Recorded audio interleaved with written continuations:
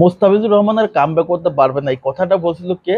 সেটা হচ্ছে দেব চৌধুরী, এবং সে কিন্তু কথাটা সত্যি বলছে, একদম খাঁটি সত্যি কথা। আমরা আইপিএল এ দেখলাম কিছু কিছু ম্যাচে মোস্তাফিজ চমৎকার করছে, কিন্তু ম্যাক্সিমাম ম্যাচগুলোতে সে রানের বন্যা বসায় দিছে। এবং গতকালকে হিরো থেকে সে জিরো হয়ে গেল, হিরো হওয়ার সুযোগ ছিল, সেটা সে হতে পারলো না, এবং সেই সাথে ম্যাচটাও চেন্নাই হেরে গেল।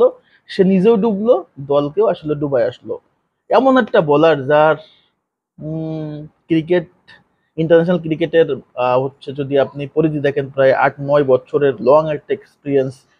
আইপিএল খেলতেছে সেই 2016 সালের পর থেকে, একটা লং একটা এক্সপিরিয়েন্স নেওয়ার পরও কিভাবে লাস্ট ওভারে 17 রান ডিপেন্ড করতে পারে না, যেখানে আহ, অনেক বলার 8-10 রানে ডিপেন্ড করে ফেলে। লাস্ট সিজনে সে যখন রাজস্থান রয়্যালসে ছিল, আমার মনে আছে একদম, যে লাস্ট 2 ওভার দরকার ছিল 8 রান, 2 ওভারে 8 রান পাঞ্জাবের সাথে, এবং সেই ম্যাচটা রাজস্থান জিতছিল। লাস্ট 2 ওভার বাকি ছিল, 19 নম্বর ওভার করছিল মোস্তাফিজুর রহমান, এবং লাস্ট ওভার করছিল হচ্ছে কার্তিক তিয়াগি। যদি মনে থাকে আপনাদেরকে মনে করাই দিব, বা আপনারা দেখে নিতে পারেন যে আপনার হচ্ছে পাঞ্জাব এবং হচ্ছে আপনার রাজস্থান রয়্যালসের। তো সেই ম্যাচটা অসাধারণ বল করছিল মুস্তাফিজের, রিয়েলি অসাধারণ, 2 ওভারে 8 রান সেটা ডিফেন্ড করছিল। আর বাট গতকালকে সে মাত্র 1 ওভারে 17 রান ডিফেন্ড করতে পারলো না, যেটা সত্যি খারাপ লাগছে। এবং আমাদের বাংলাদেশের জালাল ইউনুস সাহেব বললো যে মুস্তাফিজের আইপিএল থেকে কিছু শিখার নেই।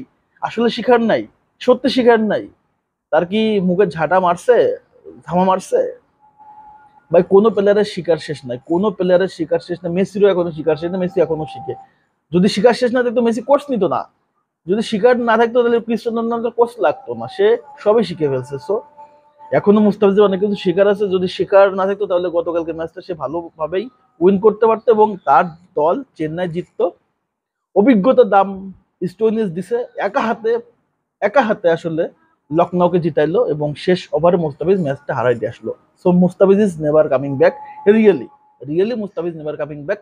মাঝে মাঝে যে ভালো বলগুলো করে সেগুলো হচ্ছে ঝড়ে বগ মারে, ঠিক আছে, তাছাড়া কিছুই না। মুস্তাফিজ ধারাবাহিকভাবে সত্যিকার অর্থে ব্যর্থ, এবং মুস্তাফিজের এখনো অনেক অনেক কিছু শেখার বাকি আছে। যদি শেখার বাকি না থাকতো তাহলে তার কোচ দরকার নেই। তো তার কোচ কেন দরকার, তার প্র্যাকটিস কেন দরকার? সে খেলার সময় খেলবে, তাই না? যদি খেলোয়াড়দের আসলে শিকার না থাকে তাহলে খেলার সময় খেলবে, তার তো কোচ দরকার নাই। সো জালাল ইউনুস এখনো ক্রিকেট বোর্ডের সাথে এত বছর জড়িত, ক্রিকেট মস্তিষ্ক তার ভিতরে যথেষ্ট আসলে কম কম বিধায় এই কথাটা বলছে, আদারওয়াইজ বলার সুযোগ ছিল না। তো যাই হোক, মুস্তাফিজ চাইছিলাম যে ভালো করুক, বাট এই গতকালকে যে ম্যাচটা খেলছে, এরপর আর এই সিজনে আর মনে হয় খেলা হবে না, এই সিজনে আর খেলা হবে না। এত চমৎকার চান্সেস, এত চমৎকার একটা হিরো হওয়ার সুযোগ যে মিস করলো, আর চেন্নাই মনে হয় তাকে সুযোগ দিবে না। চিপোকে চেন্নাইয়ের মাঠে, ভাই চেন্নাইয়ের ঘরের মাঠে ম্যাচ বের করতে পারলো না, এর চেয়ে বড় হতাশা আর বড় ডিসঅ্যাপয়েন্টিং আর কিছু হতে পারে না, কিছু হতে পারে না। জালাল ইউনুস সাহেব, আপনার বোঝা উচিত এবং আপনার সরি বলা উচিত। এটার জন্য আপনার পাবলিক প্লেসে সরি বলা উচিত, যে আসলেই প্রত্যেকটা প্লেয়ারের শিকার শেষ নাই। সারা জীবনে একটা প্লেয়ার শিখবে, মুস্তাফিজের বহুত বহুত বহুত শিকার আছে।